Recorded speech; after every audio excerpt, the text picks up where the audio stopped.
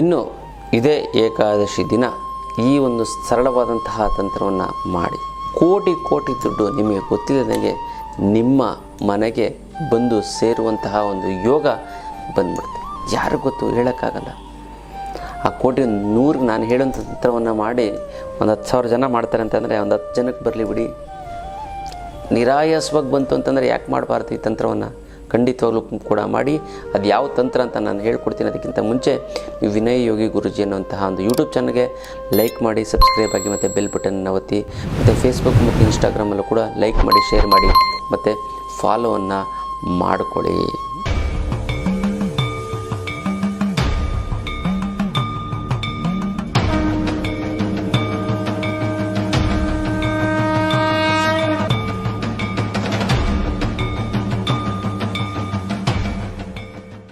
ಜೈ ಭಗವಾನ್. ಎಲ್ಲರಿಗೂ ನಮಸ್ಕಾರ. ಓಂ ಮಹಾದೇವಿ ಚ ವಿದ್ಮಹೇ ಪತ್ನಿ ಚಮಹಿ ತನ್ನ ಐಶ್ವರ್ಯ ಲಕ್ಷ್ಮಿ ಪ್ರಚೋದಿತಳೆ.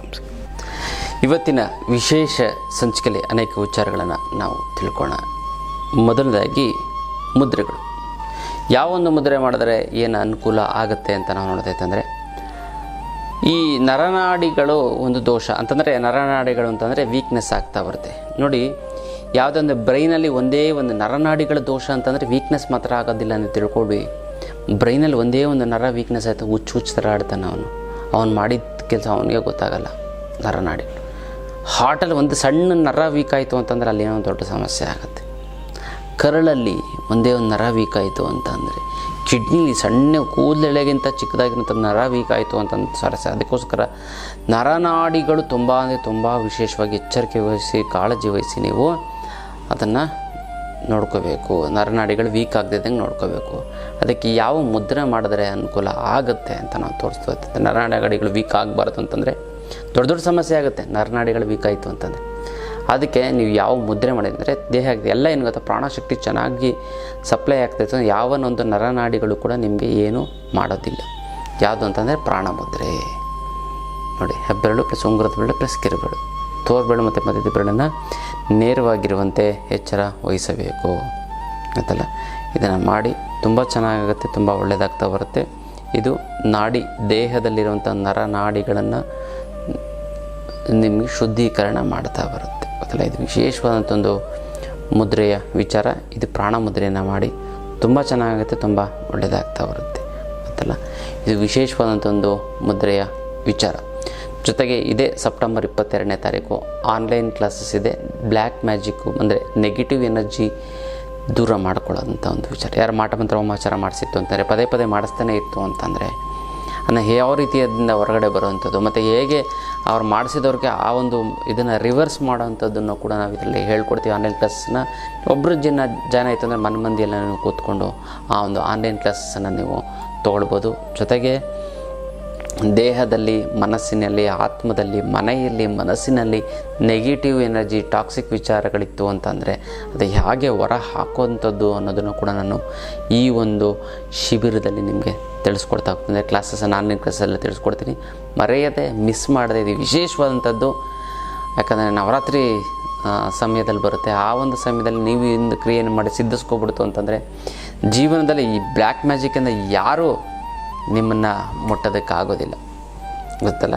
ಹಾಗೆ ಇದು ಮಾಡ್ಕೊಳ್ಳಿ. ಇದೊಂದು ವಿದ್ಯೆ ಕಲ್ತ್ಕೊಳ್ಳಿ, ತುಂಬ ಚೆನ್ನಾಗುತ್ತೆ, ತುಂಬ ಒಳ್ಳೆಯದಾಗ್ತಾ ಬರುತ್ತೆ ಗೊತ್ತಲ್ಲ. ಇದು ವಿಶೇಷವಾದಂಥೊಂದು ಮುದ್ರೆಯ ಮತ್ತು ಆನ್ಲೈನ್ ಕ್ಲಾಸಿನ ಒಂದು ವಿಚಾರ.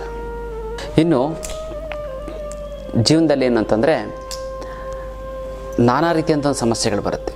ಹಣಕಾಸಿನ ಸಮಸ್ಯೆ ಆಗಿರ್ಬೋದು, ಫ್ಯಾಮಿಲಿ ಪ್ರಾಬ್ಲಮ್ ಆಗಿರ್ಬೋದು, ಜೀವನದಲ್ಲಿ ಎಲ್ಲ ಆಗಿ ರಿಟೈರ್ಡ್ ಆಗಿರ್ತಾರೆ, ಏನೋ ಒಂದು ಕಳ್ಕೊಂಡಂಗೆ ಆಗ್ತಾ ಇರುತ್ತೆ. ಶತ್ರು ಬಾಧೆಗಳಿರುತ್ತೆ, ಕೋರ್ಟ್ ಕಚೇರಿಗಳ ಸಮಯ. ಇದಕ್ಕೆಲ್ಲ ಕಾರಣ ಏನು ಅಂತ ನಮ್ಮ ದೇಹದಲ್ಲಿರುವಂಥ ಚಕ್ರ. ಈ ಚಕ್ರದಲ್ಲಿ ನಾನಾ ರೀತಿಯಾದಂಥ ಒಂದು ಸಮಸ್ಯೆಗಳು ಆಗ್ತಾ ಇರುತ್ತೆ. ಅಂದರೆ ಬ್ಲ್ಯಾಕೇಜಸ್ ಆಗ್ತಾ ಇರುತ್ತೆ.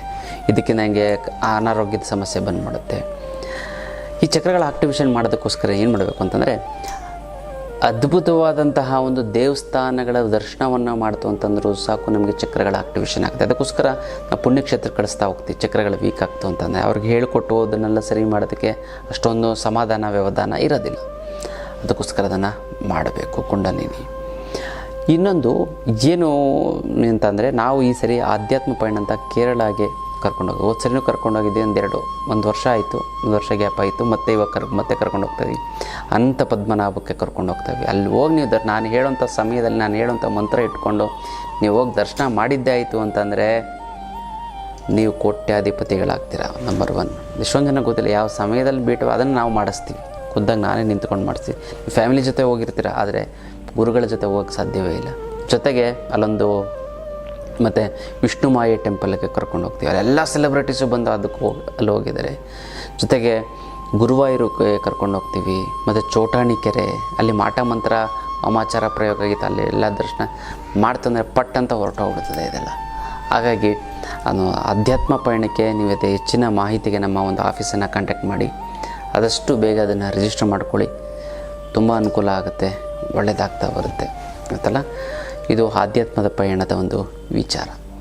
ಇನ್ನು ಇದೇ ಏಕಾದಶಿ ದಿನ ಈ ಒಂದು ಸರಳವಾದಂತಹ ತಂತ್ರವನ್ನು ಮಾಡಿ ಕೋಟಿ ದುಡ್ಡು ನಿಮಗೆ ಗೊತ್ತಿಲ್ಲದಂಗೆ ನಿಮ್ಮ ಮನೆಗೆ ಬಂದು ಸೇರುವಂತಹ ಒಂದು ಯೋಗ ಬಂದ್ಬಿಡುತ್ತೆ. ಯಾರಿಗೂ ಗೊತ್ತು, ಹೇಳೋಕ್ಕಾಗಲ್ಲ. ಆ ಕೋಟಿ 100 ನಾನು ಹೇಳೋಂಥ ತಂತ್ರವನ್ನು ಮಾಡಿ ಒಂದು 10,000 ಜನ ಮಾಡ್ತಾರೆ ಅಂತಂದರೆ ಒಂದು 10 ಜನಕ್ಕೆ ಬರಲಿ ಬಿಡಿ. ನಿರಾಯಾಸವಾಗಿ ಬಂತು ಅಂತಂದರೆ ಯಾಕೆ ಮಾಡಬಾರ್ದು ಈ ತಂತ್ರವನ್ನು? ಖಂಡಿತವಾಗ್ಲೂ ಕೂಡ ಮಾಡಿ. ಅದು ಯಾವ ತಂತ್ರ ಅಂತ ನಾನು ಹೇಳ್ಕೊಡ್ತೀನಿ. ಅದಕ್ಕಿಂತ ಮುಂಚೆ ನೀವು ವಿನಯ್ ಯೋಗಿ ಗುರುಜಿ ಅನ್ನೋಂತಹ ಒಂದು ಯೂಟ್ಯೂಬ್ ಚಾನಲ್ಗೆ ಲೈಕ್ ಮಾಡಿ, ಸಬ್ಸ್ಕ್ರೈಬ್ ಆಗಿ, ಮತ್ತು ಬೆಲ್ ಬಟನ್ನ ಒತ್ತಿ, ಮತ್ತು ಫೇಸ್ಬುಕ್ ಮತ್ತು ಇನ್ಸ್ಟಾಗ್ರಾಮಲ್ಲೂ ಕೂಡ ಲೈಕ್ ಮಾಡಿ, ಶೇರ್ ಮಾಡಿ, ಮತ್ತು ಫಾಲೋವನ್ನು ಮಾಡಿಕೊಳ್ಳಿ. ಗೊತ್ತಾಯ್ತಲ್ಲ ಯಾವ ಒಂದು ತಂತ್ರ ಅಂತ ನಾನು ತಿಳಿಸ್ಕೊಡ್ತೀನಿ. ತಡ ಮಾಡದೆ ನಾವು ವಿಚಾರವನ್ನು ತಿಳ್ಕೊಳ್ಳೋಣ ಗೊತ್ತಲ್ಲ. ನೋಡಿ, ಮಂತ್ರದಲ್ಲಿ ಒಂದು ವೈಬ್ರೇಷನ್ಸ್ ಇದೆ. ಈ ಕೋಟಿ ದುಡ್ಡು ಅನ್ನೋಂಥದ್ದು ನೋಡಿ, ನಾನು ಮೊದಲೇ ಸಾಕಷ್ಟು ಬಾರಿ ನಿಮಗೆ ಹೇಳ್ತಾ ಇರ್ತೀನಿ, ಈಗಲೂ ಕೂಡ ಹೇಳ್ತೀನಿ, ಮುಂದಕ್ಕೂ ಕೂಡ ಹೇಳ್ತೀನಿ. ನಿಮಗೆ ದುಡ್ಡು ಬರಬೇಕು ಅಂತಂದರೆ 3 ಥರ ಯೋಚನೆ ಮಾಡಬೇಕು. ದುಡ್ಡು ಸಂಪಾದನೆ ಮಾಡೋದು ಹೇಗೆ ಅಂತ ನೀವು ಎಷ್ಟು ಕಷ್ಟಪಟ್ಟು ಪ್ಲ್ಯಾನ್ ಮಾಡಿ ಪಡ್ಕೋತೀರೋ ಅದನ್ನು ಯಾವ ರೀತಿ ಸದ್ವಿನಿಯೋಗ ಮಾಡಬೇಕು. ಏನಕ್ಕೋಸ್ಕರ ಒಂದು ಕೋಟಿ ಸಂಪಾದನೆ ಮಾಡಬೇಕು, ಯಾಕೆ 1 ಕೋಟಿ ಅದು ಏನಕ್ಕೋಸ್ಕರ ಸೈಟ್ ತೊಗೊಳಕೋ, ಮನೆ ಕಟ್ಟೋಕೋ, ಅದಕ್ಕೋಸ್ಕರ ಪ್ಲ್ಯಾನ್ ಮಾಡಬೇಕು. ಅಂದರೆ ಇದೊಂದು ಪ್ಲ್ಯಾನ್ ಆಯಿತು ಅಂತಂದರೆ ಯಾವುದಕ್ಕೋಸ್ಕರ ಸಂಪಾದನೆ ಮಾಡ್ತಾಯಿದ್ದೀನಿ ಅನ್ನೋದನ್ನು ಕೂಡ ಒಂದು ಅದ್ಭುತವಾದಂಥ ಒಂದು ಪ್ಲ್ಯಾನನ್ನು ಮಾಡಿಕೊಳ್ಳಿ ಗೊತ್ತಲ್ಲ. ಜೊತೆಗೆ ನಂಬರ್ 1, ನಂಬರ್ 2, ನಂಬರ್ 3 ಏನು ಅಂತಂದರೆ ಆ ದುಡ್ಡು 1 ಕೋಟಿ ನೀವೇನೋ ಕಷ್ಟಪಟ್ಟು ದುಡಿತೀರ, ಅದು ಸದ್ವಿನಿಯೋಗ ಆಗುತ್ತೆ. ಅದನ್ನೇನು ಮಾಡಬೇಕು, ಅದನ್ನು ಡಬಲ್ ಮಾಡೋದು ಹೇಗೆ ಅನ್ನೋವಂಥದ್ದು ಕೂಡ ಇರಬೇಕು. ಇದು 3 ಪ್ಲ್ಯಾನ್. 1 ಪ್ಲ್ಯಾನಲ್ಲಿ ಮಾಡೋದಲ್ಲ, 3 ಪ್ಲ್ಯಾನ್ ಮಾಡ್ತು ಅಂತಂದರೆ ಮಾತ್ರ. ಭಗವಂತ ಕೇಳ್ತಾನೆ, ನೀನು ಕೋಟಿ ಕೇಳ್ತಾನೆ, ನಾನು ಕೊಡ್ತೀನಪ್ಪ, ಅದೇನು ತೊಂದರೆ ಇಲ್ಲ. ಆದರೆ ಅದನ್ನ ತಗೊಂಡು ಏನು ಮಾಡ್ತೀಯ? ನಿನಗೆ ಏನು ಮಾಡಬೇಕು ಅನ್ನೋದೇ ನಿನಗೆ ಗೊತ್ತಿಲ್ಲ ಅಂತಂದರೆ ನಾನು ಯಾಕೆ ಕೊಡಲಿ ಅಂತ ಪ್ರಕೃತಿ ನಿಮ್ಮನ್ನು ಕೇಳುತ್ತೆ. ಅದಕ್ಕೋಸ್ಕರ ಆ ಒಂದು ಇದಕ್ಕೆ ಎಡೆ ಮಾಡಿಕೊಡಬಾರ್ದು. ಅದೆಲ್ಲ ನೀವು ಫಸ್ಟು 3 ಥರ ದುಡ್ಡು ಸಂಪಾದನೆ ಮಾಡೋಕ್ಕೆ ಏನು ಮಾಡಬೇಕು, ಸಂಪಾದನೆ ಮಾಡೋದು ಯಾವ ರೀತಿ ಅದನ್ನು ಉಪಯೋಗಿಸ್ಕೋಬೇಕು, ಅದನ್ನು ಉಪಯೋಗಿಸ್ಕೊಂಡು ಅದನ್ನು ಡಬಲ್ ಮಾಡೋದು ಹೆಂಗೆ, ಅದು 10ರಷ್ಟು ಮಾಡೋದು ಹೆಂಗೆ, 100ರಷ್ಟು ಮಾಡೋದು ಹೆಂಗೆ ಅನ್ನೋದನ್ನು ನೀವು ತಿಳಿಸಿಕೊಳ್ಳಬೇಕು. 3 ಥರ ಹ್ಯಾಂಗಲಲ್ಲಿ ಮಾಡಬೇಕು. ನಾವು ಮಾಡಿದ್ರೆ ಖಂಡಿತವಾಗ್ಲೂ ಕೂಡ ನಿಮಗೆ ಚೆನ್ನಾಗಾಗತ್ತೆ, ಒಳ್ಳೆಯದು ಹಾಗೇ ಆಗುತ್ತೆ ಗೊತ್ತಲ್ಲ. ಕೋಟಿ ದುಡ್ಡು ಬರಬೇಕು. ಈ ಏಕಾದಶಿ ದಿನ ನೀವು 1 ಹೊತ್ತು ಉಪವಾಸ ಮಾಡಿ, 1 ಹೊತ್ತು ಒಪ್ಪತ್ತು ಅಂತ ಹೇಳ್ತಾರೆ. ಇಂದಿನ ಕಾಲದಲ್ಲಿ ಹೆಂಗೆ ಮಾಡ್ತಾರೆ, ದೇವ್ರನ್ನ ಒಲಿಸ್ಕೊಳ್ಳೋದಕ್ಕೆ ತಪಸ್ಸನ್ನು ಮಾಡ್ತಾಯಿದ್ರು. ಆದರೆ ಈಗ ತಪಸ್ಸನ್ನು ಮಾಡೋದಕ್ಕೆ ಯಾರಿಗೂ ಟೈಮ್ ಇಲ್ಲ, ವ್ಯವಧಾನ ಇಲ್ಲ. ಆದರೆ ಈ ತಪಸ್ಸನ್ನು ಮಾಡಬೇಕು ಅನ್ನೋದು ಅದ್ರ ಬದಲು ಏನು ಮಾಡಬೇಕು ಅಂತಂದರೆ ಅದು ಈಕ್ವಲ್ ಆಗಿ ನೀವು ಮಂತ್ರ ಜಪವನ್ನು ಮಾಡಬೇಕು. ಆ ಮಂತ್ರ ಜಪವನ್ನು ಮಾಡ್ತು ಅಂತಂದರೆ ಸಾಕು, ನಿಮಗೆ ಅಂದುಕೊಂಡಿದ್ದು ಎಲ್ಲವೂ ಕೂಡ ಆಗ್ತಾ ಬರುತ್ತೆ ಗೊತ್ತಲ್ಲ.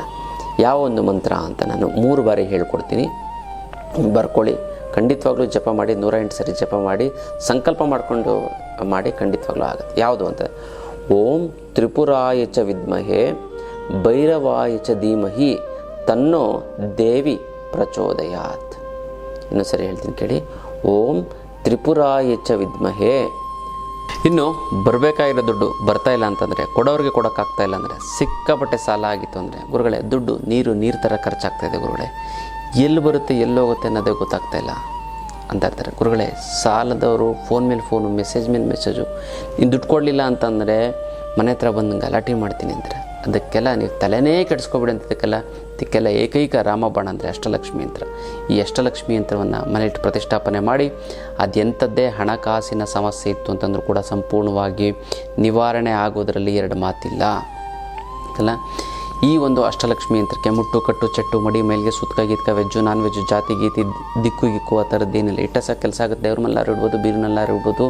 ಪ್ರತಿದಿನ ಪೂಜೆ ಮಾಡಲೇಬೇಕು ಅಂತ ಕಂಡೀಷನ್ ಇಲ್ಲ. ಪೂಜೆ ಮಾಡಲಿಲ್ಲ ಅಂತಂದ್ರೂ ಕೂಡ ನಡೆಯುತ್ತೆ. ಅದಕ್ಕೆ ದೇವ್ರ ಮಲ್ಲಾರು ಇಡ್ಬೋದು, ಬೀರಿನಲ್ಲಾದರೂ ಕೂಡ ಇಟ್ಟು ಪ್ರಾಣ ಪ್ರತಿಷ್ಠಾಪನೆ ಮಾಡಿ. ಇದು ಸಾಕ್ಷಾತ್ ಲಕ್ಷ್ಮೀ ದೇವಿ ಇದ್ದಂಗೆ ನಿಮ್ಮ ಮನೆಯಲ್ಲಿ ನೆಲೆಸ್ತಾಳೆ. ಇದೊಂದು ಇತ್ತು ಅಂತ ನೀವು ಹಣಕಾಸಿನ ಸಮಸ್ಯೆಯನ್ನು ಮರೆತು ಬಿಡಿ ಸಂಪೂರ್ಣವಾಗಿ. ಅದಕ್ಕೆ ಇದನ್ನು ಕೊರೆಯಲ್ಲಿ ಕಳಿಸೋದಕ್ಕಾಗೋದಿಲ್ಲ. ನೇರವಾಗಿ ಖುದ್ದು ನನ್ನ ಭೇಟಿಗೆ ನನ್ನ ಕೈಯಾರೆ ನೀವು ತೆಗೆದುಕೊಂಡು ಹೋಗಿ. ತುಂಬ ಚೆನ್ನಾಗುತ್ತೆ, ಒಳ್ಳೆಯದಾಗುತ್ತೆ. ಕರ್ಮ ಕಳೆದಿದ್ದರೆ ಮಾತ್ರ ಇದನ್ನು ತೆಗೆದುಕೊಳ್ಳೋಕ್ಕಾಗೋದು.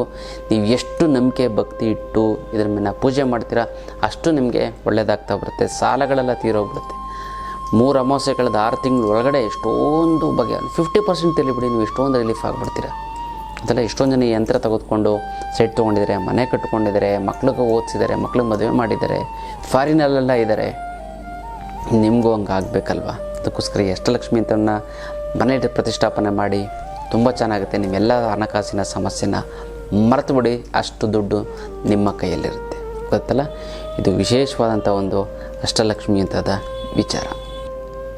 ಓಂ ತ್ರಿಪುರಾಯ ಚ ವಿದ್ಮಹೇ ಭೈರವಾಯ ಚ ಧೀಮಹಿ ತನ್ನೋ ದೇವಿ ಪ್ರಚೋದಯಾತ್. ಇನ್ನೊಂದು ಸರಿ ಹೇಳ್ತೀನಿ ಕೇಳಿ. ಓಂ ತ್ರಿಪುರಾಯ ಚ ವಿದ್ಮಹೇ ಭೈರವಾಯ ಚ ಧೀಮಹಿ ತನ್ನೋ ದೇವಿ ಪ್ರಚೋದಯಾತ್. ಇದನ್ನು ನೀವೇನು ಮಾಡಿ ಅಂತಂದರೆ 108 ಸರಿ ನಿಧಾನವಾಗಿ ಇದೇನಂತಂದರೆ 9 ಉಪವಾಸವನ್ನು ಮಾಡಿ. ಅಂದರೆ ಈ ಏನಕ್ಕೆ ಉಪವಾಸವನ್ನು ಮಾಡಬೇಕು ಅನ್ನೋದನ್ನು ನೋಡಿ. ಇದನ್ನು ತಿಳ್ಕೊಳ್ಳದೆ ನೀವು ಇದನ್ನು ಮಾಡಿದೆ ಅಂತ ಏನೂ ಪ್ರಯೋಜನ ಆಗಲ್ಲ. ಗೊತ್ತಾಯ್ತಲ್ಲ? ಇನ್ನೊಂದು ನಮ್ಮೊಂದು ಅಷ್ಟಲಕ್ಷ್ಮಿ ಯಂತ್ರವನ್ನು ಇಟ್ಟರು ಕೂಡ ನಿಮಗೆ ಕೋಟಿ ನಿಮ್ಮ ದುಡ್ಡು ಹೆಂಗೋ ಬಂದುಬಿಡುತ್ತೆ. ಅದು ಬೇರೆ ವಿಚಾರ. ಗೊತ್ತಲ್ಲ? ಬಟ್ ಅದನ್ನು ಸದ್ವಿನಿಯೋಗ ಮಾಡ್ಕೋಬೇಕು. ಅದು ಮಾಡ್ಕೊಳ್ಳಿಲ್ಲ ಅಂತಂದರೆ ಪ್ರಯೋಜನ ಆಗಲ್ಲ. ನಾನು ಹೇಳಿದ್ನಲ್ಲ ಏನು ಅಂತಂದರೆ, ನೀವು ಉಪವಾಸವನ್ನು ಮಾಡಿ. ಪ್ರತಿ 24 ಅವರ್ಸ್ ನಿಮ್ಮ ದೇಹದಲ್ಲಿರುವಂಥ ಅಂಗಾಂಗಗಳು ಜೀರ್ಣ ಮಾಡ್ತಾ ಇರುತ್ತೆ. ಉಪವಾಸ ಇದ್ದಾಗ ನೀವು ತಿಂದ್ಬಿಟ್ಟು ನೀವು ಜಪ ಮಾಡ್ತು ಅಂತಂದರೆ ನಿಮ್ಮ ದೇಹದಲ್ಲಿರುವಂಥ ರಕ್ತದ ಕಣಗಳ ನರನಾಡಿಗಳೆಲ್ಲವೂ ಕೂಡ ಜೀರ್ಣಕ್ರಿಯೆ ಮೇಲೆ ಅದಕ್ಕೆ ಮೇಲೆ ಕಾನ್ಸಂಟ್ರೇಟ್ ಮಾಡ್ತಾವೆ, ಅದರ ಕಡೆ ಗಮನ ಕೊಡ್ತೇವೆ. ಉಪವಾಸ ಇದ್ದಾಗ ನೀವು ಏನು ತಿಂತೀರೋ, ನೀವು ಉಪವಾಸ ಇದ್ದು ನೀವೇನಾದ್ರು ಒಂದು ಅಂದರೆ ನೀವು ಉಪವಾಸ ಇದ್ಬಿಟ್ಟು ನೀವು ಒಂಚೂರು ಊಟ ಕೊಡಿ ಗಬ ಗಬ ಗಬ ಅಂತ ತಿನ್ಬಿಡ್ತೀರಿ. ಅದೇ ರೀತಿ ಉಪವಾಸದಲ್ಲಿ ಏನಕ್ಕೆ ಮಾಡ್ತಂತೆ, ಉಪವಾಸದಲ್ಲಿದ್ದಾಗ ಒಂದು ಮಂತ್ರ ಜಪ ಮಾಡ್ತಂದಾಗ ನಿಮ್ಮ ದೇಹ ಸರ ಅಂತ ಹೇಳ್ಕೊಂಡು ಇಡೀ ದೇಹದ ನರನಾಡಿಗಳಿಗೆಲ್ಲ ಕಳಿಸ್ಬಿಡ್ತದೆ. ಅದು ಜೀರ್ಣ ಮಾಡ್ಕೊಳ್ಳುತ್ತೆ. ಅದು ನಿಮಗೆ ಸ್ಟ್ರೆಂತನ್ನು ಕೊಡುತ್ತೆ. ಅದಕ್ಕೆ ಉಪವಾಸ ಇದು ಮಾಡಬೇಕು ಅಂತ. ಬಟ್ ಯಾರೂ ಕೂಡ ಮಾಡೋದಿಲ್ಲ. ಬರೀ ಉಪವಾಸ ಮಾಡ್ತಾರೆ. ಬೇನೇನೋ ಕೆಟ್ಟ ಕೆಲಸ, ಕೆಟ್ಟ ಯೋಚನೆಗಳು, ಕೆಟ್ಟ ಥಾಟ್ಸು, ದುಃಖ, ಬೇಜಾರು ಇದೆಲ್ಲ ಮಾಡ್ತಾರೆ. ಅದಲ್ಲ. ನೀವು ಉಪವಾಸ ಮಾಡ್ತಾ ಖುಷಿಯಾಗಿರಬೇಕು. ದೇವರ ನಾಮಸ್ಮರಣೆಯನ್ನೇ ಮಾಡ್ತಾ ಇರಬೇಕು. ಆವಾಗ ನಿಮಗೆ ಅದು ಸದ್ವಿನಿಯೋಗ ಆಗುತ್ತೆ. ನಿಮ್ಮ ಆವಾಗ ನೀವೆಂತ ನಿಮ್ಮ ದೇಹದಲ್ಲಿ ನೀವೊಂದು ಭಕ್ತಿಯೇ ಒಂದು ಆಹಾರ ಆಗುತ್ತೆ ದೇಹಕ್ಕೆ. ಆವಾಗ ಉಪವಾಸ ಇದ್ದು ನೀವೊಂದು ಜಪ ಮಾಡಿದ್ರೆ ನಿಮ್ಮ ಕಾಯಿಲೆ ಗುಣ ಆಗಿಬಿಡ್ತದೆ. ಉಪವಾಸ ಇದ್ದು ನೀವೊಂದು ಮಂತ್ರ ಜಪ ಮಾಡಿದ್ರೆ ಇಷ್ಟಾರ್ಥಗಳು ಈಡೇರಿಬಿಡುತ್ತೆ. ಉಪವಾಸ ಇದ್ದು ನಿಮಗೊಂದು ಕೆಲಸಕ್ಕೆ ಕೈ ಹಾಕ್ತು ಅಂತಂದರೆ ಆ ಕೆಲಸ ನಿಮಗೆ ಸಕ್ಸಸ್ ಆಗುತ್ತೆ. ಯಾಕಂದರೆ ಕಾನ್ಸಂಟ್ರೇಷನ್ ಬರುತ್ತೆ. ಹಂಗನ್ಬಿಟ್ಟು ವಾರಗಟ್ಟಲೆ ಉಪವಾಸ ಇರೋದಲ್ಲ. 9 ಅಥವಾ 1 ದಿನ ಗೊತ್ತಲ್ಲ, ನೀರನ್ನು ಕುಡ್ಕೊಂಡು ಉಪವಾಸನ ಮಾಡಿ. ನಿರ್ಜಲ ಉಪವಾಸ ಅಂತ ಬೇರೆ ಮಾಡ್ತಾರೆ, ಅದು ಬೇರೆ. ಸದ್ಯಕ್ಕೆ ನೀವು ಈ ಒಂದು ಮಂತ್ರವನ್ನು ಈ ಒಂದು ಏಕಾದಶಿ ದಿನ ಮಾಡಿ. ತುಂಬ ಚೆನ್ನಾಗುತ್ತೆ, ತುಂಬ ಒಳ್ಳೆಯದಾಗ್ತಾ ಬರುತ್ತೆ. ಗೊತ್ತಲ್ಲ?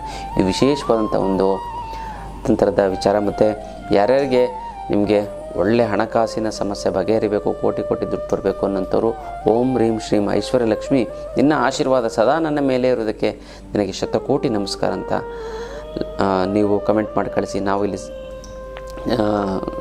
ಸಂಕಲ್ಪವನ್ನು ಮಾಡ್ತೀನಿ, ತಂತ್ರವನ್ನು ಮಾಡಿ ಒಂದಕ್ಕೊಂದು ಸೇರಿ ತುಂಬ ಚೆನ್ನಾಗುತ್ತೆ, ತುಂಬ ಒಳ್ಳೆಯದಾಗ್ತಾ ಬರುತ್ತೆ. ಗೊತ್ತಲ್ಲ?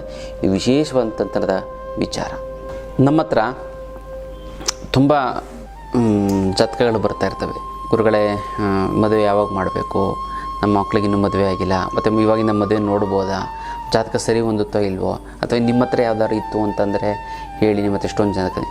ಈ ಥರ ತುಂಬ ಜಾತಕಗಳು ಬಂದಿದ್ದಾವೆ. ಅದಕ್ಕೋಸ್ಕರ ನಾನೇನೊಂದು ವೇದಿಕೆಯನ್ನು ಸೃಷ್ಟಿ ಮಾಡಿದ್ದೆ. ಅದೇ ಐಶ್ವರ್ಯ ಮ್ಯಾಟ್ರಿಮೋನಿ. ಈ ಐಶ್ವರ್ಯ ಮ್ಯಾಟ್ರಿಮೋನಿಗೆ ಬಂತು ಅಂತಂದರೆ ನೀವು ರಿಜಿಸ್ಟರ್ ಆಯಿತು ಅಂದರೆ ತುಂಬ ಜನ ನಮ್ಮಲ್ಲಿ ಬರೋವಂಥವ್ರು ಅದನ್ನು ನೋಡಿ ಅಲ್ಲೇ ಒಂದು ಸೆಟ್ ಆಗಿ ಈ ಥರ ಒಂದು 30-40 ಮದುವೆಗಳಾಗಿದ್ದಾವೆ.